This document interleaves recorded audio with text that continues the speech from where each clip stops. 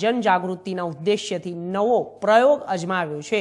તાપી પોલીસે national highway રોડની આસપાસ સ્થાનિક ભાષામાં લોક જાગૃતિના હોર્ડિંગ્સ અને ટોટલ લોસ કારને મૂકી અકસ્માતના ભયાનકતા અંગે વાહન ચાલકોને અવગત કર્યા। તાપી જિલ્લામાં વધી રહેલા અકસ્માતને ઘટાડવાને માટે જનજાગૃતિના ભાગરૂપે તાપી પોલીસે નવો કિમિયો અજમાવ્યો છે। જિલ્લા પોલીસે ભૂતકાળમાં થયેલા અકસ્માતમાં ટોટલ લોસ થયેલ કારને નેશનલ હાઈવે રોડની સાઈડમાં મૂકી છે।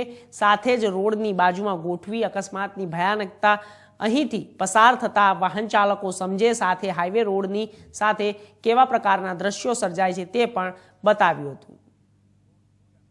તાપી જિલ્લાના ડુંગરાળ વિસ્તાર તથા વાંકા ચૂકા રસ્તાને લીધે જીવલેણ અકસ્માતોનું પ્રમાણ ઘણું વધુ છે, જેને નિવારવાના ભાગરૂપે સોનગઢ જિલ્લાના માંડલ ટોલ નાકા પાસે એક ટોટલ લોસ થયેલી ગાડી ડિસ્પ્લે માટે હાલ મૂકવામાં આવેલી છે, જેનો હેતુ એવો છે કે વાહન ચાલક એની પર નજર નાખે અને પોતાની ગાડીનું પણ આવું થશે એમ વિચારી અને સાવચેતીપૂર્વક વાહન ચલાવે, તે એની પાછળનો હેતુ રહેલો છે।